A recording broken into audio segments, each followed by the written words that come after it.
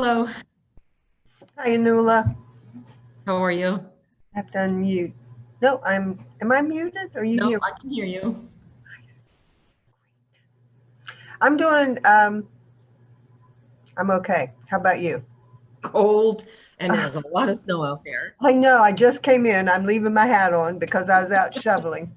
I, yep. That was me a couple of hours ago. Yep. It could go on forever, this shoveling. Yeah, there's enough out there, that's for sure. Yep. So, Hello, Jonathan.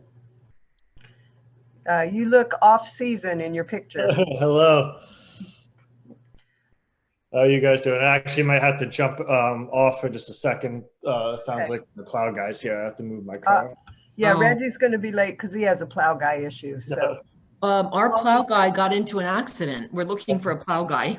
oh no, who got into an accident? Our plow guy, he went off the road early this morning. I guess when it was still dark out, he was, yeah. So our plow guy is out of commission. Oh, that's terrible. Yeah, yeah. Hmm. Well, let me see. Who are we waiting on? Reggie's going to be late. We have Rachel, Anula, me, Jonathan, Jacqueline's here. I don't know who's on the iPhone. And Ashley's here.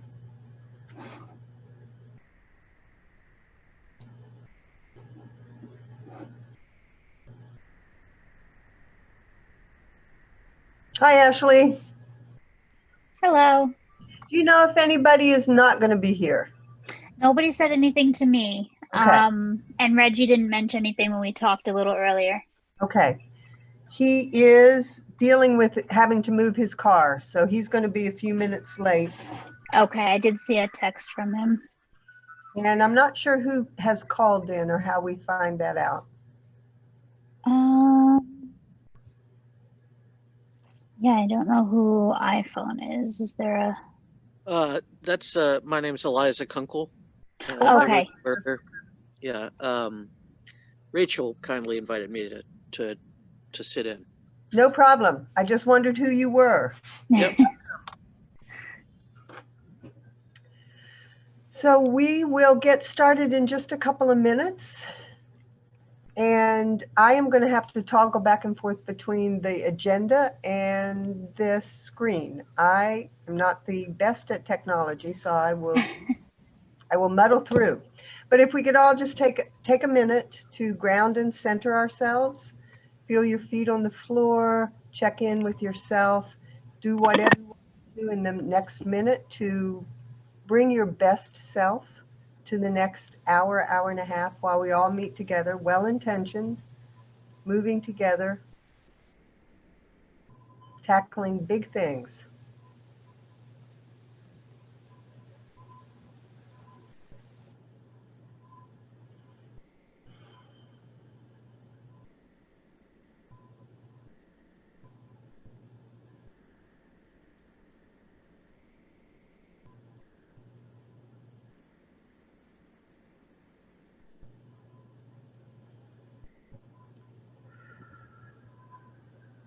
So a deep breath in, longer breath out.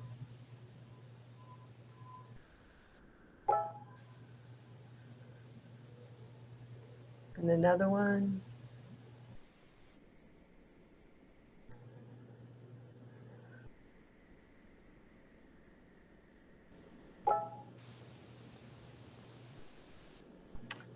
All right. I am going to pull up our agenda for today, see what we're going to do first.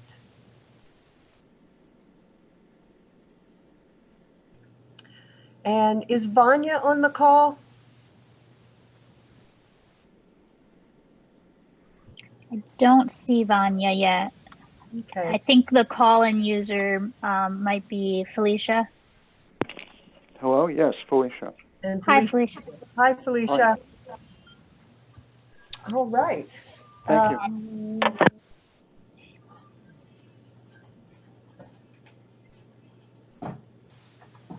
So Reggie had asked Vanya to read the governor's letter And she had agreed to do that. I'm seeing if I can pull it up quickly so we could get started.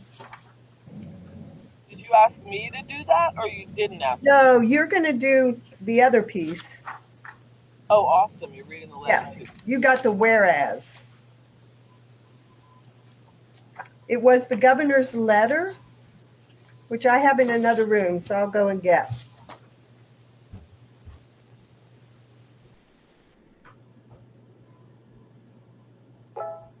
Ashley, are we gonna, do you know if we're gonna be doing a share screen or are we just each pulling up our own? I can see if I can grab it if it's easier to do a share screen. Okay. I'll just have to, I'll step I away got for a it. second. Oh, That's you okay, got it? I Okay. got it. Yep. Okay. So Oh. this is a request that Rachel had last week, that we begin this meeting reading the message, the letter from Governor Cuomo and the actual mandate 203. So she's going to read that. And if Vanya is not here yet, I'm going to go ahead and read a message from Governor Cuomo. And then we're going to have a brief discussion, and I do mean brief, to talk about what this means to us. Each of us come with our own lived experience, our own opinions, our own perspectives, our own meaning that we take from our responsibility here. So we're going to all discuss that if we want. You know, people can share as they want, and then we'll move on to the rest of the agenda. So here we go, a message from Governor Cuomo. Many communities all across the country are dealing with issues concerning their police departments. The millions of people who gathered in protest, even in the midst of a public health crisis, made that clear. The situation is unsustainable for all. Maintaining public safety is imperative. It is one of the essential roles of government. In order to achieve that goal, there must be mutual trust and respect between police and the communities they serve. The success and safety of our society depends on restoring and strengthening mutual trust. With crime growing in many cities, we must seize this moment of crisis and turn it into an opportunity for transformation. While the conflict is real and the issues are complicated, we know in New York that denial or avoidance is not a successful strategy. To that end, on June 12, 2020, I signed an executive order requiring each local government in the state to adopt a policing reform plan by April 1st, 2021. The order authorizes the director of the Division of the Budget to condition state aid to localities on the adoption of such a plan. To ensure these plans are developed through an inclusive process, I called for the New York State Police Reform and Reinvention Collaborative. With more than 500 law enforcement agencies in our large and diverse state, there is no one-size-fits-all solution. To rebuild police-community relationship, each local government must convene stakeholders for a fact-based and honest dialogue about the public safety needs of their community. Each community must envision for itself the appropriate role of the police. Policies must be developed to allow the police to do their jobs to protect the public, and these policies must meet with the local community's acceptance. Collaborative is the key word. It would be a mistake to frame these discussions as an adversarial process or an effort to impose top-down solutions. Issues must be aired, but solutions must be crafted.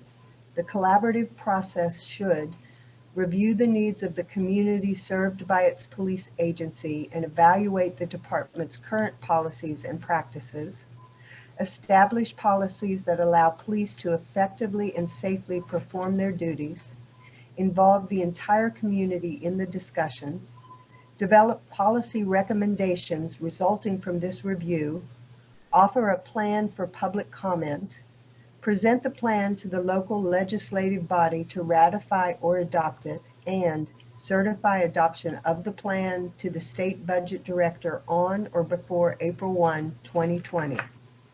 I urge everyone to begin these discussions immediately. Restoring the relationship between the community and the police is in everyone's best interest, and conversation may be required to enable each stakeholder to understand others' points of view. Time is short. Local elected officials are the natural position to convene the process. If the local electeds are unable or unwilling to manage the collaborative, the state can select an appropriate convener for that jurisdiction. Change is hard, but change is necessary if we are going to grow. The tension must be resolved. Order and public safety must be ensured. I am excited by the possibilities, and I am hopeful that this time of crisis will evolve into a moment of creativity and progress.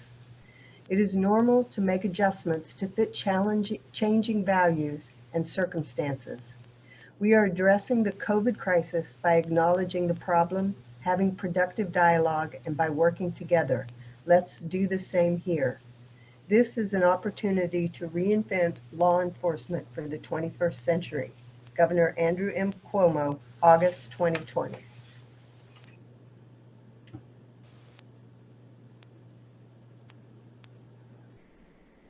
Rachel, do you want to read the next piece? I do. Do you want to read them together, or do you want to talk about it separate? Together? Let's read them together, and then we can talk about them. Executive Order number 20. Is the chief here and Reggie? Reggie has a car emergency, and the chief is here. Okay. Oh no, I'm so sorry. Executive Order number 203, I believe that says. I'm trying to read. New York State Police Reform and Reinvention Collaborative. Whereas the Constitution of the United States of the State of New York obliges the governor to take care that the laws of New York are faithfully executed, and whereas I have solemnly sworn, pursuant to Article 13, Section 1 of the Constitution, to support the Constitution and faithfully discharge the duties of office of governor, and whereas beginning on May 25th, 2020, following the police-involved death of George Floyd in Minnesota, protests have taken place daily throughout the nation and in communities across New York State in response to police-involved deaths and racially biased law enforcement, to demand change, action, and accountability. And whereas there is a long and painful history in New York State of discrimination and mistreatment of Black and African American citizens, dating back to the arrival of the first enslaved Africans in America. And whereas this recent history includes a number of incidents involving the police that have resulted in the deaths of unarmed civilians, predominantly Black and African American men, that have undermined the public's confidence and trust in our system of law enforcement and criminal justice, and such condition is ongoing and urgently needs to be rectified. And whereas those deaths in New York State include those of Anthony Baez, Amadou Diallo, Ousmane Zango, Sean Bell, Ramarley Graham, Patrick Dorisman, Akai Gurley, and Eric Garner, among others, and in other states include Oscar Grant, Trayvon Martin, Michael Brown, Tamir Rice, Laquan McDonald, Walter Scott, Freddie Gray, Philandra Castile, Aaron Rose Jr., Ahmaud Arbery, Breonna Taylor, and George Floyd, among others. Whereas these needless deaths have led me to sign into law the Save Their Name agenda, which reforms aspects of policing in New York State, and whereas government has a responsibility to ensure that all of its citizens are treated equally, fairly, and justly before the law, and whereas recent outpouring of protests and demonstrations, which have been manifested in every area of the state, have illustrated the depth and breadth of concern, and whereas Black Lives Matter. And whereas if foregoing compels me to conclude that urgent and immediate action is needed to eliminate racial inequities in policing, modify and modernize policing strategies, policies, procedures, and practices, and to develop practices to better address the particular needs of communities of color to promote public safety, improve community engagement, and foster trust. And whereas the division of the budget is empowered to determine the appropriate use of funds in the furtherance of the state laws and New York State Constitution. And whereas, in coordination with the resources of the Division of Criminal Justice Services, the Division of the Budget can increase the effectiveness of the criminal justice system by ensuring that the local police agencies within the state have been actively engaged with stakeholders in the local community and have locally approved plans for the strategies, policies, and procedures of local police agencies. And now, therefore, I, Andrew M. Cuomo, Governor of the State of New York, by virtue of the authority vested in me by the Constitution and the laws of the State of New York, in particular, Article 4, Section 1, I do hereby and direct as follows. The Director of the Division of the Budget in consultation with the Division of Criminal Justice Services, shall promulgate guidance to be sent to all local governments directing that each local government entity which has a police agency operating with police officers and as defined under 1.20 of the Criminal Procedure Law must perform a comprehensive review of current police force deployments, strategies, policies, procedures, and practices, and develop a plan to improve such deployment strategies, policies, procedures, and practices for the purposes of addressing the particular needs of the community served by such a police agency and promote community engagement to foster trust, fairness, and legitimacy, and to address any racial bias and disproportionate policing of communities of color.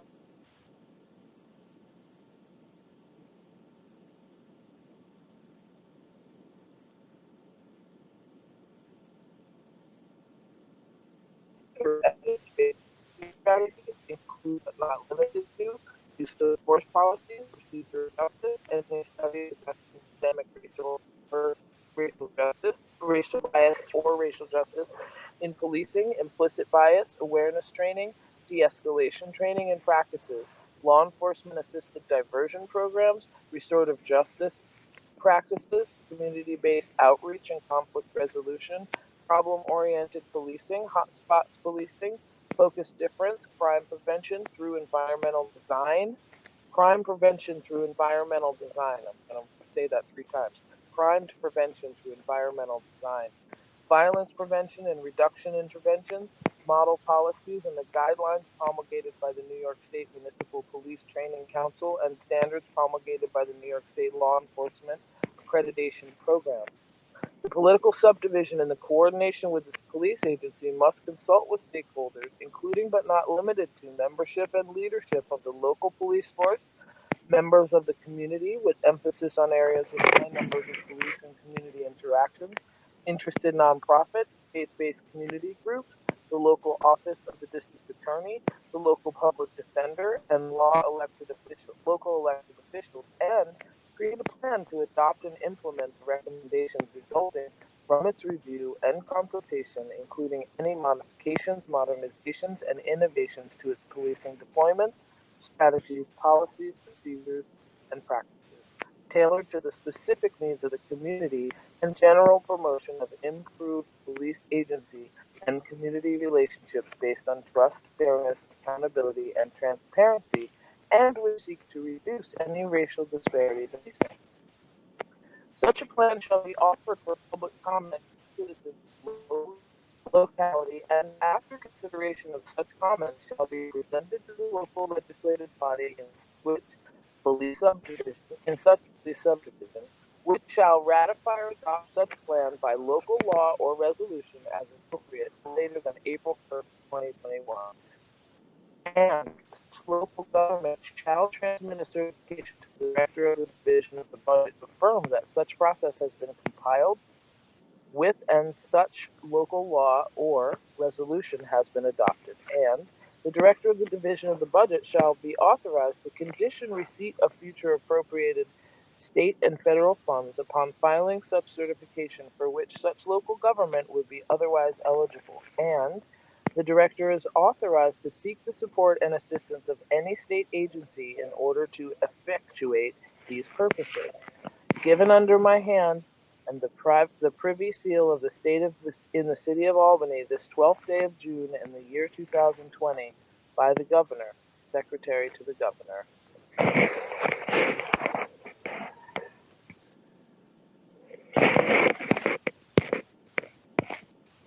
So that's the actual mandate. You're muted, Tam. I said that's a lot for us to think about. We wanted to have a short, time-limited discussion. I know there's a lot in both of these documents for us, and based on our lived experience, based on our own perspectives and opinions about things, we may derive different meanings from this. And the purpose of this coming together is so we can all share those perspectives. So everybody's perspective is important and valuable. And if anybody would like to start to share any piece of this that jumps out at them.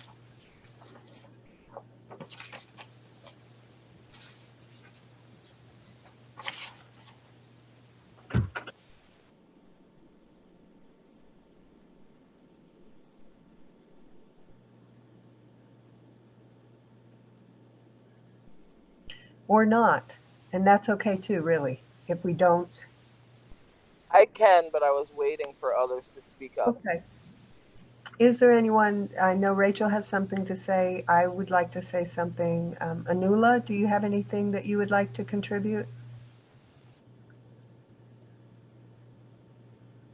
You know, I kind of feel that I did contribute, and I'm happy to do that again as a first-generation American who grew up pretty dirt poor. You know, as an activist who has done whatever I could on behalf of others or in support of others, I think it's fantastic, and I'm honored to be sitting at the table, right? So the things that that stand out to me are the public safety needs of the community have to be addressed. We need to talk about the appropriate role of our police department. There's no one size that fits all. Policy. You know, those on the call with me week over week or as we talk about my Human Rights Commission work, it's all about policy in the end. That said, it's got to be a collaborative effort, and it's trust two ways, right? So I'm a person who likes to build bridges, and we need to hear everyone's perspective. I'm glad that this was reread today because we have not really yet addressed open forums. So in meeting number 1 or meeting number 2, I had brought up, open this up via webinar or one person at a time in a town hall or somewhere, right? We need to get public input, and it could be 60 seconds, it could be 3 minutes long, but we need to have people feel comfortable to speak their minds. And I don't think that we should try to corral it. I think that people should just speak their minds without us, you know, when it comes time for that, I want to hear from our community what they have to say. And I don't want to come up with the questions to ask them, right? Just freedom of speech. What do you think? What is your experience? What would you like to see? That's it. So we need a plan for public comment. I don't know that we have that, and I don't know when we would do that. I'm very excited through policy to reinvent law enforcement. Those who I've spoken with offline know this about me.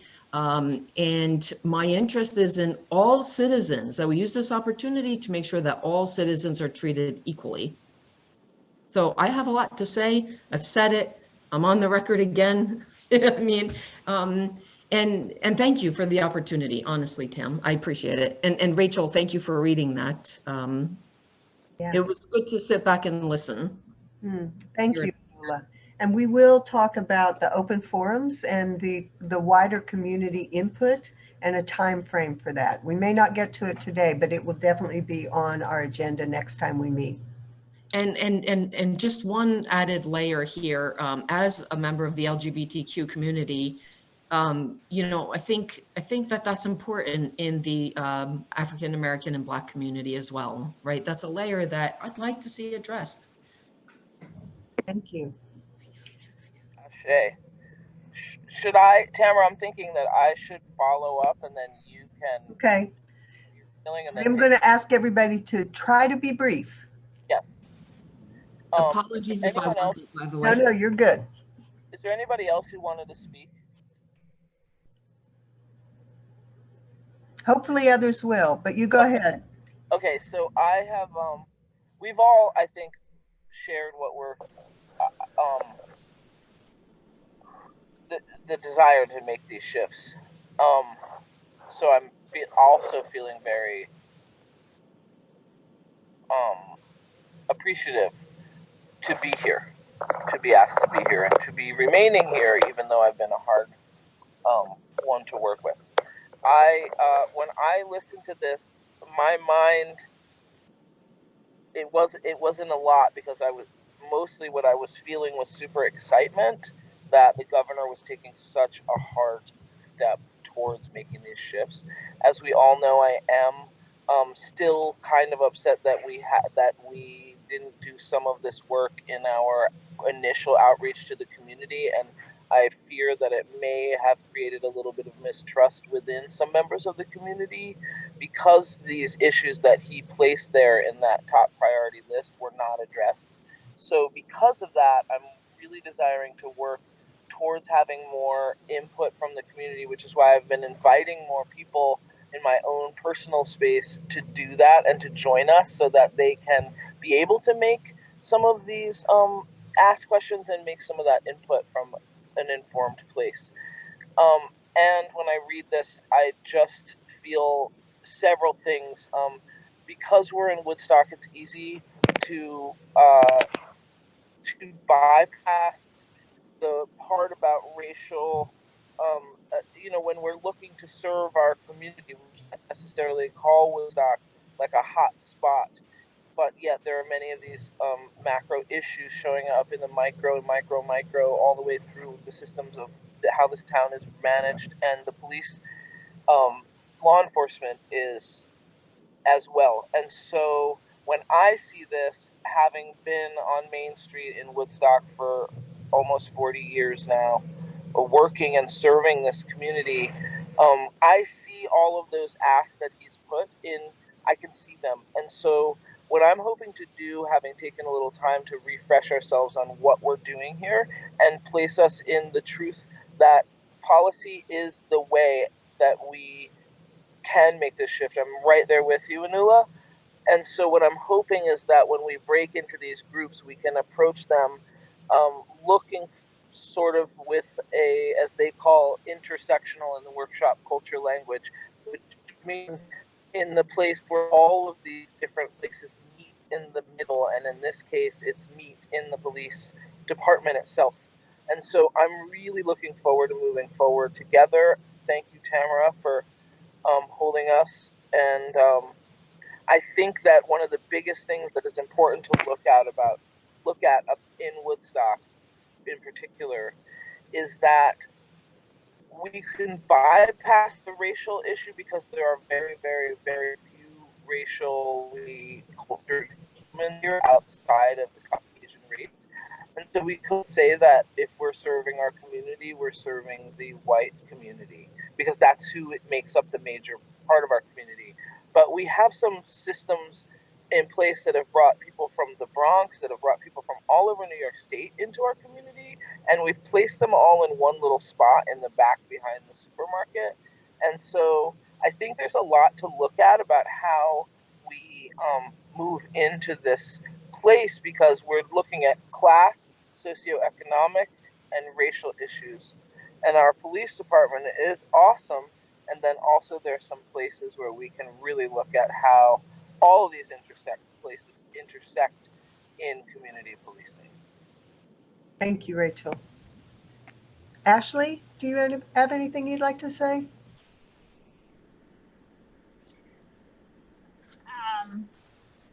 Not necessarily.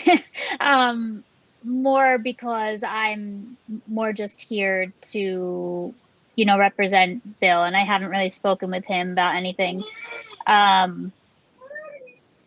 I do think that what Anula and Rachel were saying is all very important, and they are big parts of what Cuomo's trying to accomplish with this. And one of the things that I really feel strongly about is getting a bit more one-on-one public discussion. Thank you. Kind of putting them more in like a safer space where they feel that they can just speak exactly what they're thinking. Great. Good. Thank you. You're welcome. Jonathan, do you have anything you'd like to add?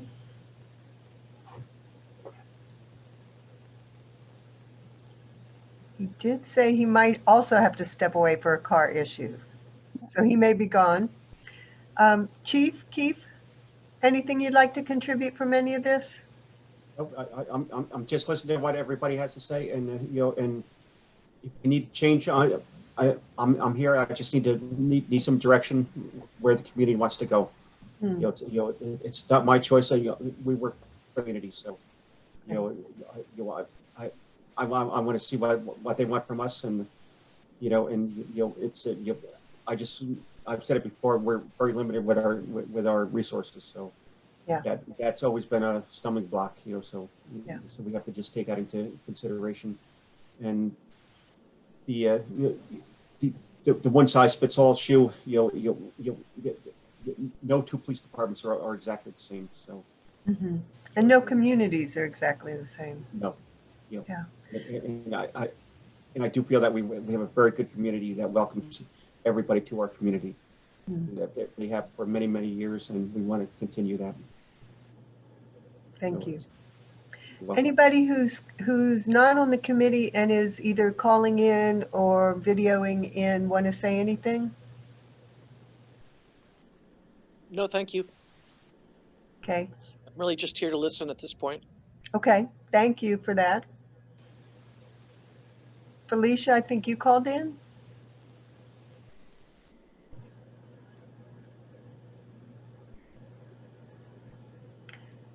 Shamsi, anything? Okay, I agree with all that's been said, and I'm really encouraged in reading the governor's letter and hearing Rachel read her piece as well.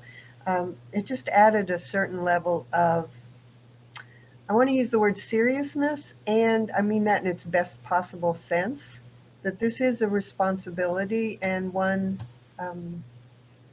to be proud of and to take part in. I'm very encouraged by this.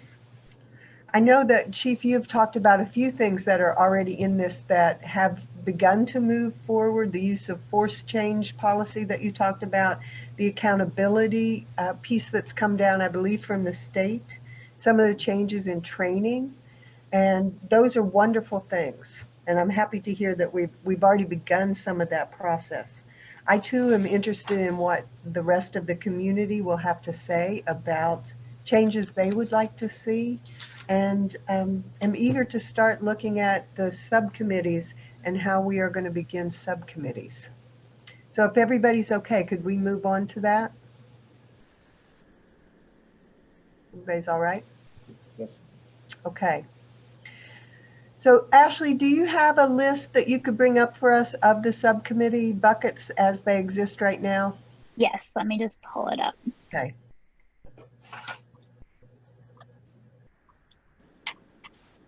And I wonder, in looking at them, if we might consider tightening up those buckets, because some of them are crosses over.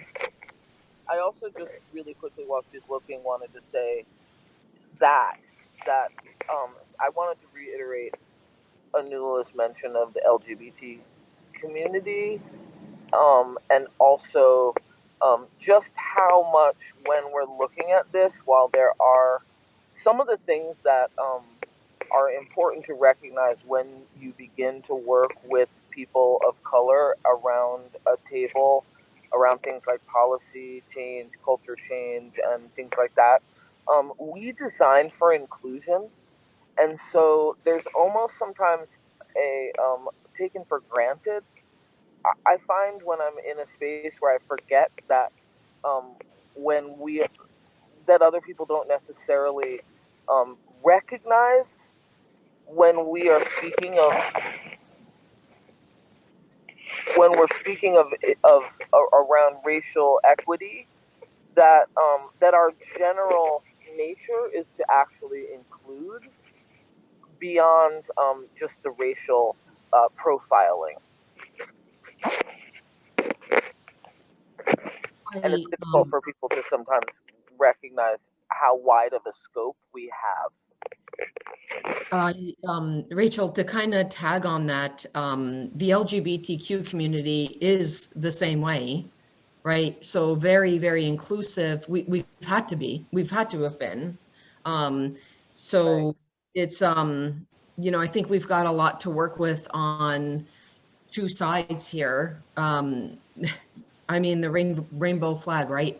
But we've always had these issues in our community. We're very small. We're a really teeny tiny portion of any community anywhere in this country.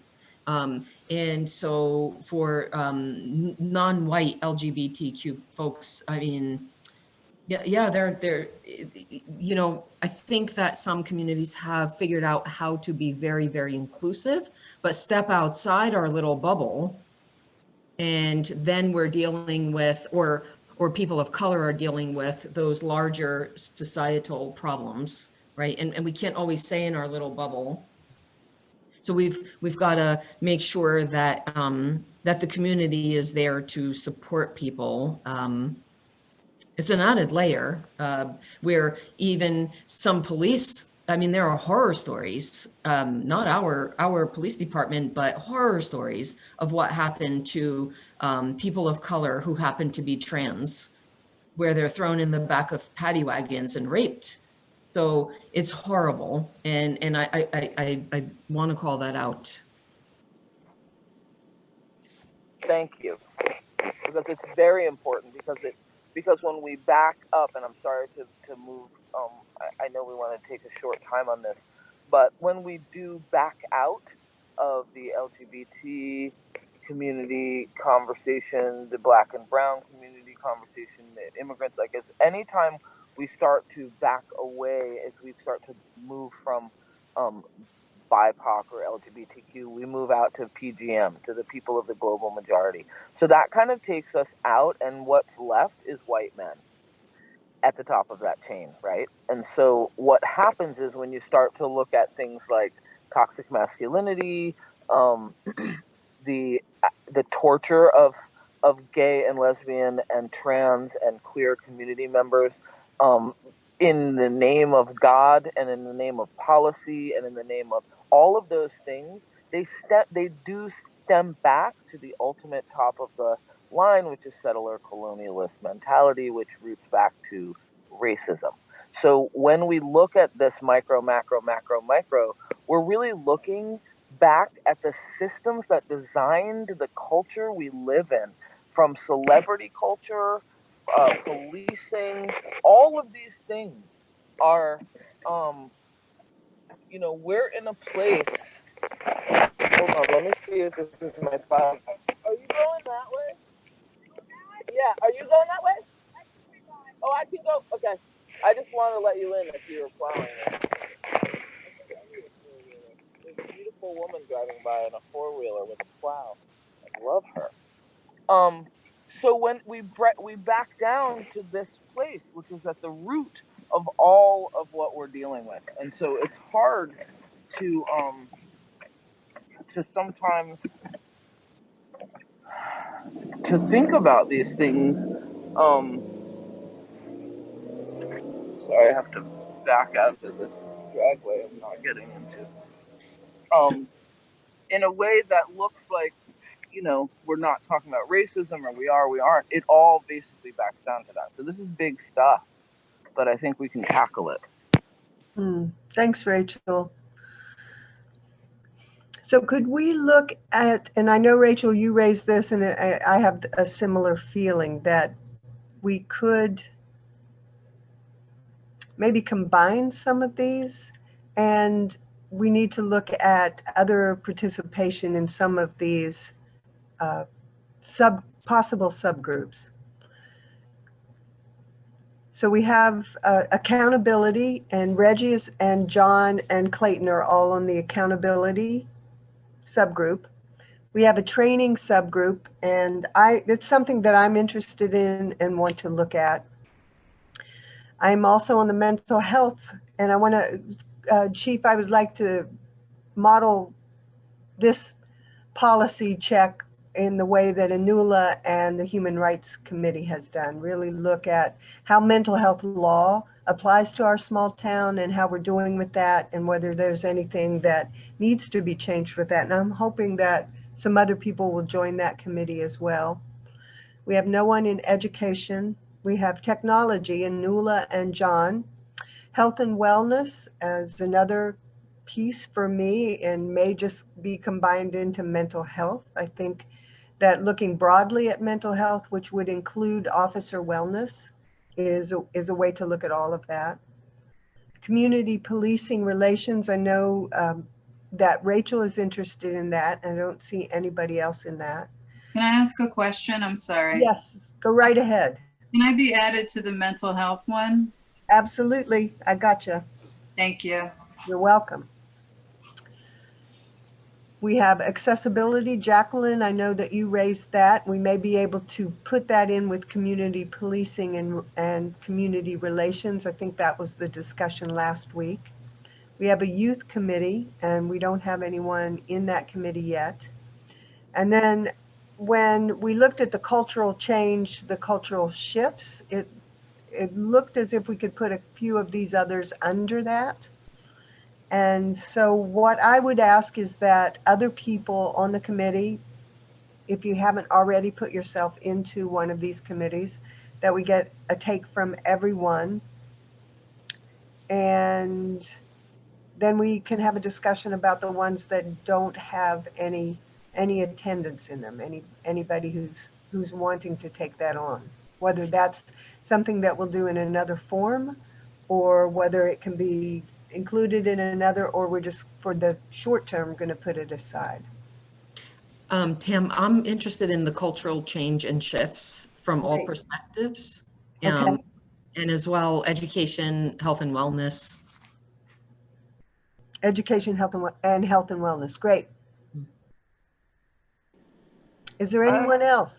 Yes, I am interested in helping to build the youth panel, the youth conversation, like the people, and support it. I definitely don't want to be I'll be in an elder leadership role, but I can think of some people who may want to join it. I'm also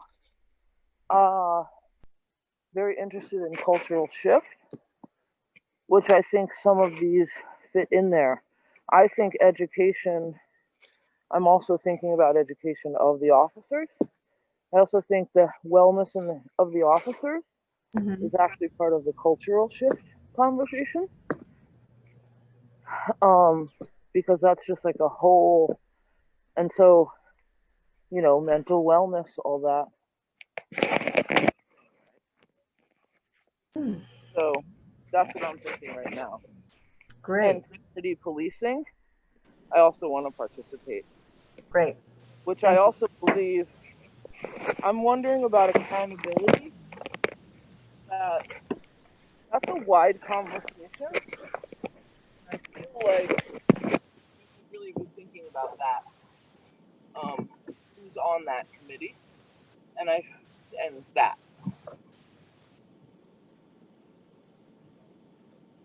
Is there anyone who has called in that would like to join one of these committees?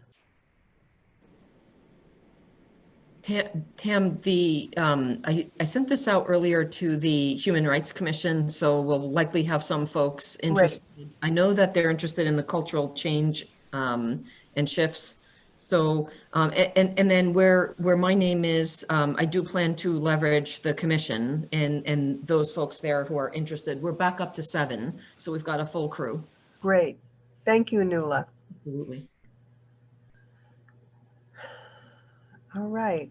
I wasn't appointed to this commission, but if you're asking the people who called in if they're interested in being on any of these, yes, sitting in on any of these subcommittees, I would like to. Okay, great. I'm interested in the mental health one and the community policing relations.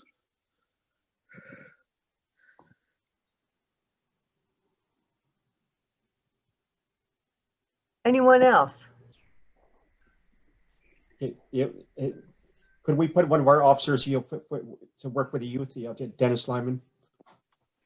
Put who, Dennis? Yeah, yes. Great.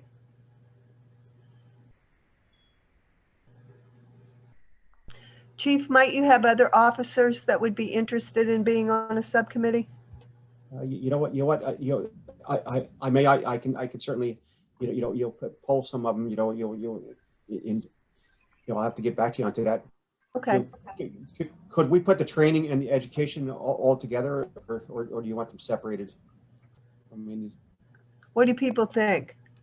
I think together makes sense because training of officers and education of youth, if that's what education is, then I would put them together because we need to make sure the officers are trained to be able to work with the youth. All right, so for me, then education is something different. It's something that we're already doing on the Human Rights Commission, where we're looking to offer the public, and even maybe it's not so much the training of the police department. So we should probably define it, and then I might hop off of that one because we're kind of already doing that and working through that on the other Right. So wait, can I just clarify? You're talking about training and engaging the public in learning about the police department and law enforcement to engage community in staying in the conversation? No, Like, the education for us is a little bit along the lines of cultural change and shift, and what might we be able to start to bring to the public and offer. And I think I shared a couple of those workshops with the group where you start to see human rights commissions and committees all around New York offering education to people who are interested in particular areas. We've done that in the past where we had a panel for immigration, and we had a couple of attorneys and activists and folks actually answer questions and help inform the public. And so that went over really, really well. And so for me, that's that kind of education. So I think that should go into cultural shift, because that's part of that cultural shift is educating the community. And so what do you think about that? That we take that education, that conversation, and bring that into the conversation about cultural shift so that we can begin to actually focus on education of the community and the police, right? Because there's a feedback loop, right? We need to create a feedback loop. And so with the education that the Human Rights Commission is working on, perhaps the cultural shift committee can be working. I would hope that we would be working directly with the Human Rights Committee, because who wants to rewrite we don't need to reinvent any wheels. You're already in motion. So hopefully the Cultural Shift Committee will connect with the Human Rights Commission to understand what you've already been doing, what your sort of arc of the next year is, and what your focus is, so that we can support that and learn about that. That's like how I would approach the cultural shift, is to sort of reach out and communities that are already doing that. So what is so on its own, what is cultural change and shifts? Like, I missed last week. Where all of the governor's mandates, like a lot of the mandates around racial bias, all of the basically the pith of what the governor brought around systemic racism, all those things are sort of been bucketed, I guess, into cultural change. So that's going to end up having these conversations, and then we'll have to work out if there's subcommittees, or if we can actually build the cultural change. If those people who want to join as point people can build a structure that actually includes that, because all of these things that have been brought up even so far are kind of in that bucket. And so how are we going to pull that into a place where we can understand what's already happening and then look at that, right? Like what's already culturally moving within our community. And the Human Rights Commission in and of itself is already a huge cultural shift in this town. We so let's just take training. Why wouldn't training be under cultural change and shifts? That's what I think it should be. Okay. And then mental health support for officers. I mean, it seems like cultural change That's cultural shift what we're too. doing. Is it a bucket or is it like what we're doing? I mean, that's, I would assume, like if we were to backtrack 6 weeks, we and we had moved with the questionnaire that you brought those questions to the table that didn't move forward. Like if the direction had been to get these buckets by asking the questions of the community that would drive us into more like organization around that, we might be there. And so instead what's happening apparently is that we're breaking these buckets down into like sections that will focus on the sort of issues or the things and the places that we've named and identified that are important. Like I personally think mental health and wellness for the police officers goes into cultural shift, because we're talking about changing all of the direction. I think the cultural shift is where the reinvention will then, when we all come back and meet, will end up being like the ultimate bucket, right?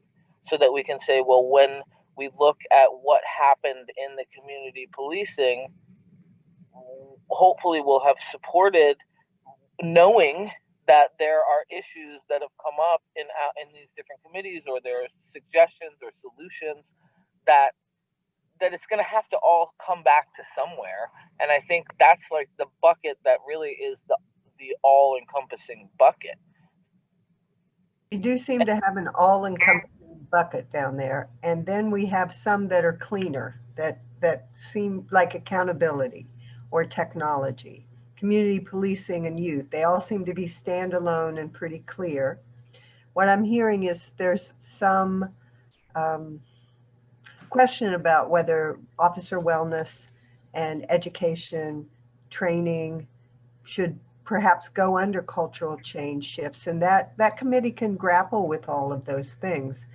And I think we're all bringing different ideas to that bucket.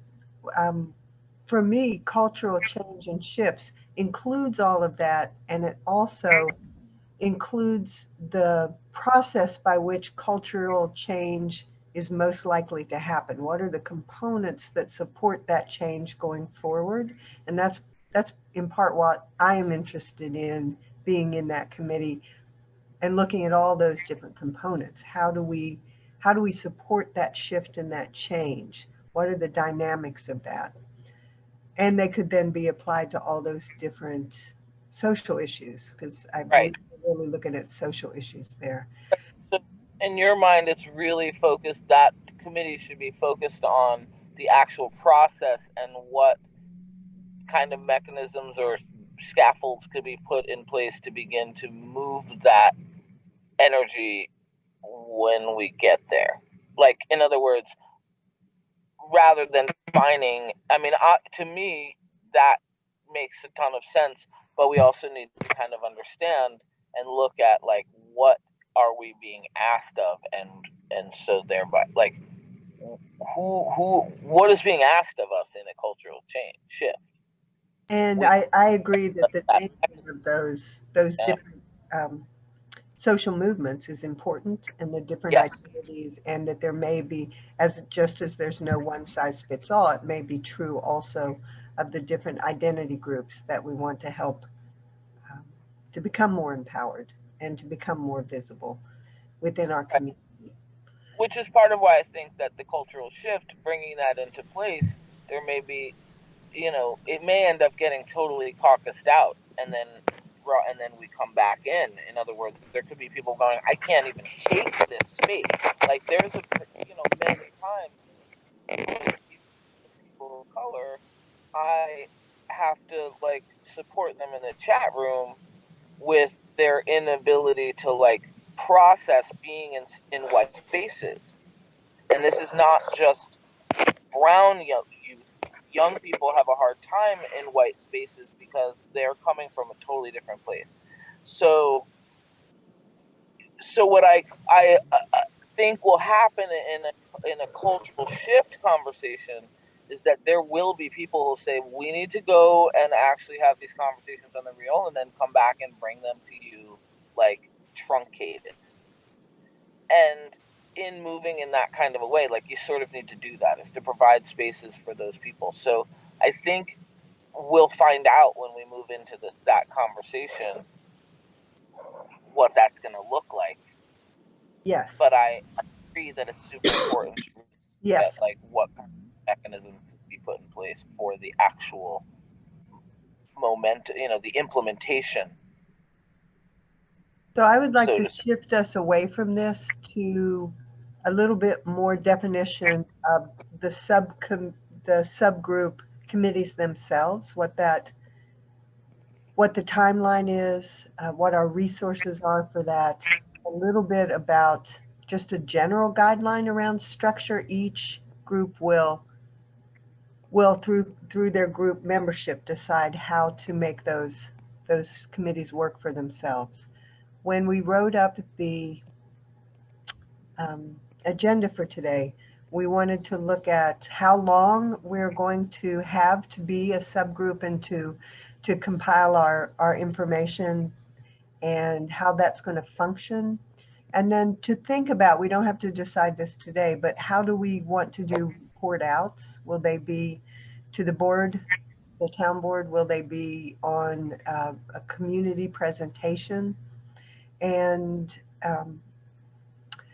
also the options that we have as committees. We can generate our own surveys, and Reggie has said that we would be able to replicate the survey that went out before that process. So it could be, Ashley, hopefully you've agreed to this. We could build new, surveys that are particular to our subgroup and get those out if we need that information and want that information. We can contact consultants of all kinds to give us information. We can talk with people with lived experience. We can talk with experts in the fields that we're most interested in. If there's already policy attached to our subgroup bucket, like the mental health committee may look at mental health law and how that operates in the town of Woodstock and what changes we would like to recommend around that. And then to have an end date. So do we want to have this done by the 1st of February? That would give us 6 weeks. Do we want a shorter amount of time? We do have a deadline of the first town board meeting in March to make our recommendations. So we have to keep that in mind as we're making these decisions.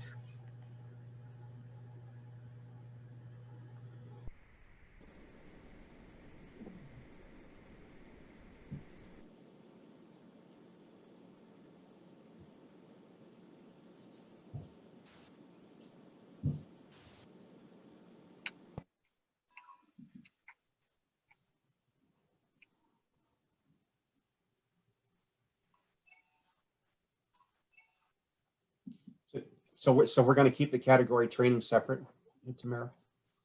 Well, it seems to have no one in it, so it's going to be folded in somewhere. Okay. If you want, Rob Giacadis, he's our training officer. I would love to talk with him. So if you could give me that information just so I could set up a meeting. Hey, Tam. Yeah. One thing that I do ask is, like, as far as the surveys and stuff go, just I need some time because I'm doing this on top of my full-time job and having a family. So it can't be like, give it to me and it's got to be the next day. So that's the only thing that I ask. I don't mind at all pulling that together for you guys. And tell us how long you need. What kind of upfront time are you requesting?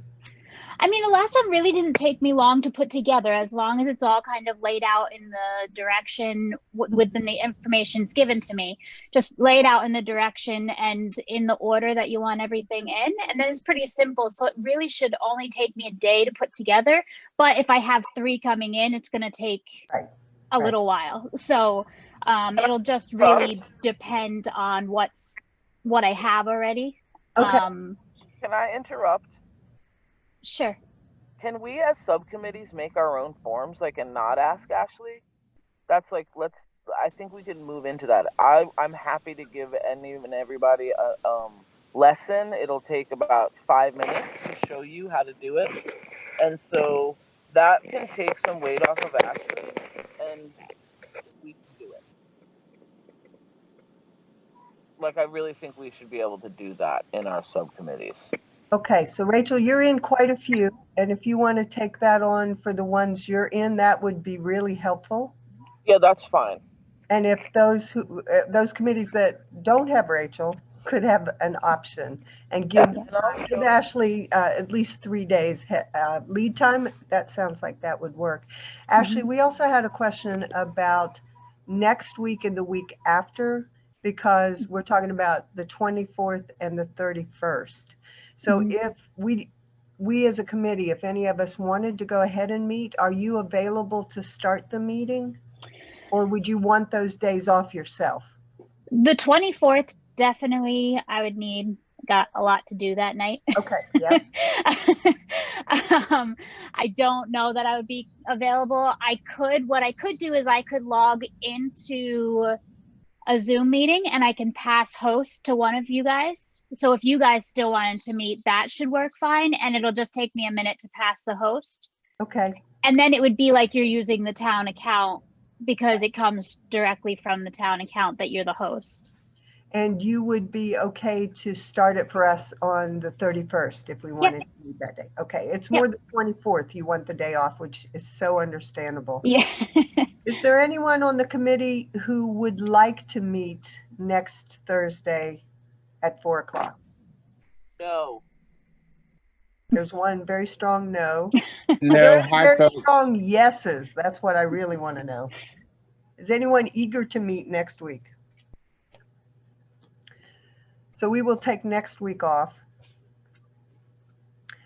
I had Reggie talk to Bill about alternatives to the town's Zoom for our subcommittee meetings, and we can use whatever Zoom or account we have. Family has a WebEx account that I could use, and it's fine as far as the town's concerned for our subgroup use to do that. And if we want those recorded through our own systems, please just make sure that that's okay with everybody on the subcommittee before you record them.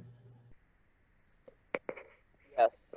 The other thing that I wanted to say is that the beauty of breakout groups is that you can record, take its time. Also with recording, it's possible to, stop the recording and start it again, but consent is important. Yes. And then I also have a Zoom account that can be used.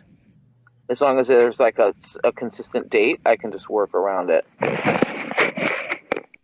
There's also Zoom. Zoom has a free, you can do it for free, but after a certain amount of time, it cuts you off. So your meetings have to be under, I think it's like 40 minutes or something like that, or 50 minutes.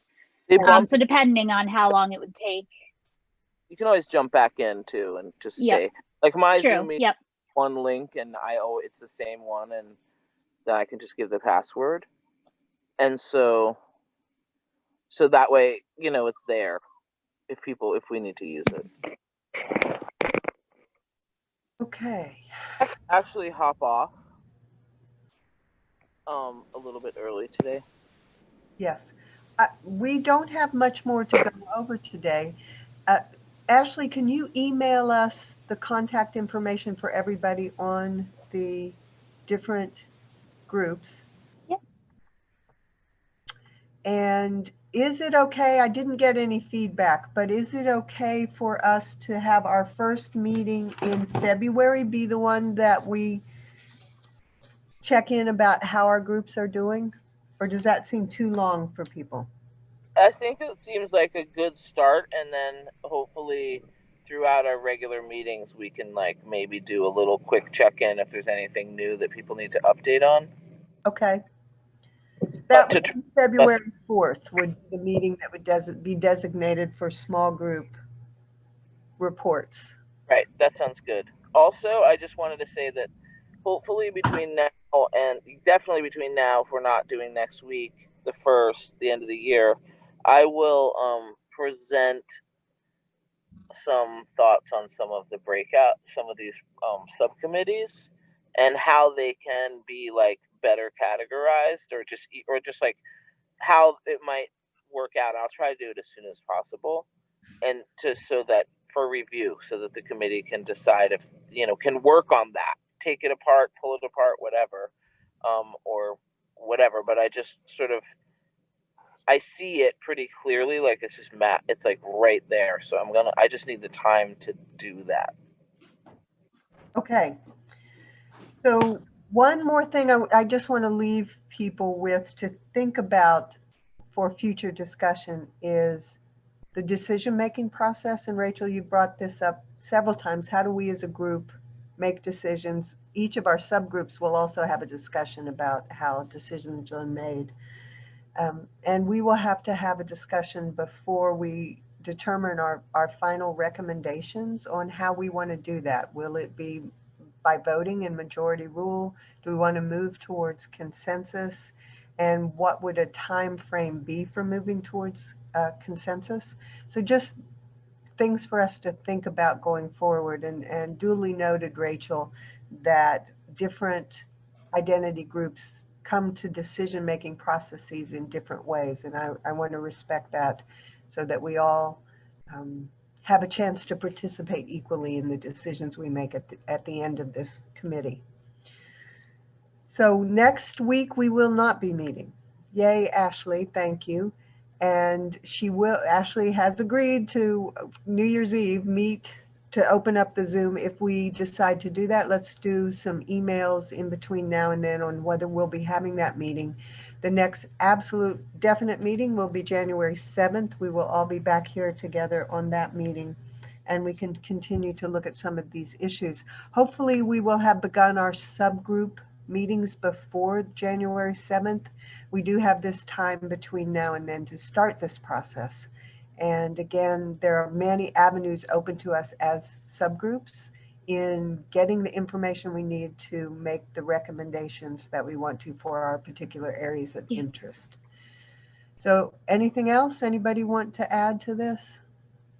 Just one question, Tam. What was the date you were saying go in front of the town board? Because I make the agenda, so I just want to make sure to mark that down. Well, we're definitely going to do, I think, unless someone has an objection, January 12th will be the day that we present the data analysis. And I'm glad you brought that up. If anybody has ideas about the way they would like to see the data presented, please email me. I have an intern, a second-year MSW student that's going to put that together. And we had talked about identity groups. That seems to be the way most easily to compile the information. However, there may be other breakouts that people would like to see. So if you have any, please let me know so she can break it out in that way as well. And that presentation will be to the town board on January 12th, which is a Tuesday, hoping all of us can attend that meeting as well. And then we'll have our next meeting January 7th. December 31st is an option if we would like to have that. I know, Ashley, you're also working on learning breakout rooms, so we would be able to do that. That's a great idea to have our regular meeting time as well for breakouts for subgroups if we would like to do that. So is everybody good? Yes, Tam, thank you. Hi, everybody. I got on very late. Everything okay? Yes. Great. Thank you, Tam, and everybody. You're welcome. And I'll catch up on this, on what I missed. Okay. Thanks, okay. everyone. Have a good, safe next few weeks. Also, one quick thing. Can we have like a subcommittee email thread that has like a list? Because right now, like I would like I'll be in I stepped up for some things, but I also want to make sure that we have some clarity on that. So if we just have an email of that list, and then we can kind of poke back in throughout the next couple of weeks. Yeah, I can send out an email with everybody on there as well as contact information so that you guys, whoever within that group needs to speak with each other, you have that information. Great. I'll send that out tomorrow. I'll put it on my list. I'll get that to you. What is the criteria for building these committees? Community members who want to join? I think that's open to each sub. How does that work? Okay. Say it again, Rachel. Like, how are we building the subgroup community, the groups? How are we filling them with humans? What is that process going to look like? Because I know, in general, I want to reach out to as many community members, and that's not always easy since we're in Zoom land and all that. Yeah. And then, I just wonder if there's what you can do to let them know these. I mean, obviously we're not there yet, but we're about to be. So, so that we can put them on the website and all that. Like, so that's what I mean by having a subcommittee email thread going, just so that we can keep. And we're not going to meet for a couple weeks. I can only say that. How does it?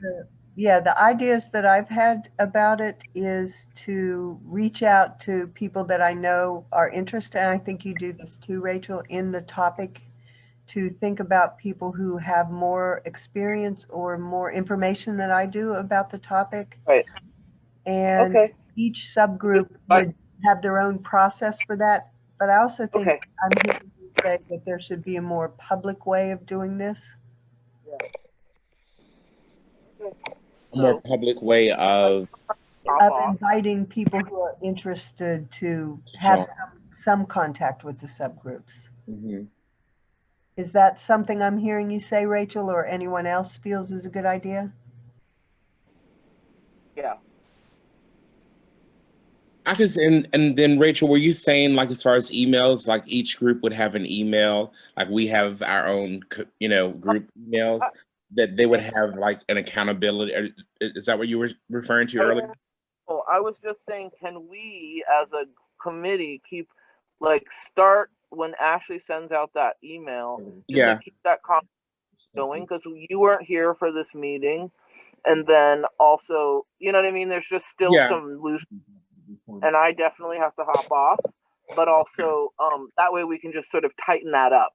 Yeah. You may have thoughts about what is happening with the subgroups and all of that. So if we can just take Ashley's email and then keep that thread, and maybe we will need emails for that subgroup, or perhaps we can have them, any email that goes to them, just put the subgroup in the title, so that we don't have to make new emails for each one or whatever. There's that we can follow that. Can we follow that up in email is all I'm asking. Because you just went to the CIT training. Yeah, I can do that. Tamara? Yes.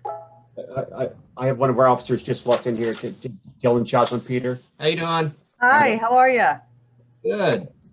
He just went through the training last month with Dennis Lyman for the CIT training. At crisis prevention training. Yeah.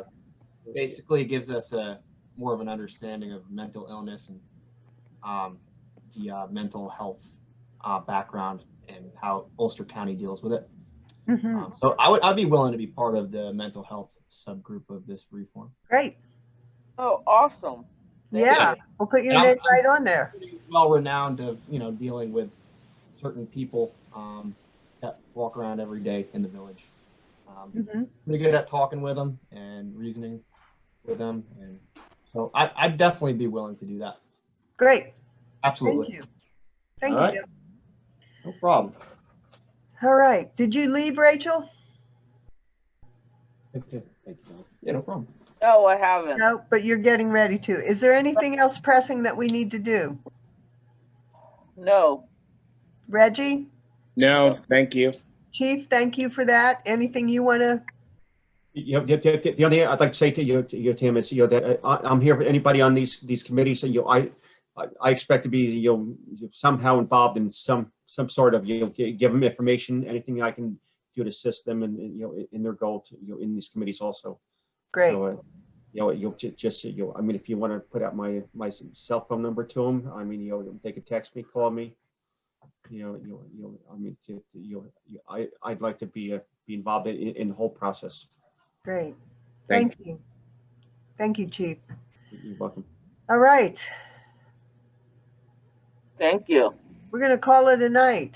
Thanks, everybody. Thanks, everybody. Thank you so much. Good night, Bye. everybody. Good night. Night, and thanks for letting Good night, Woodstock everybody. 104 record it. Thank you, Ashley. Thank you, Felicia. Bye, Felicia. Bye-bye.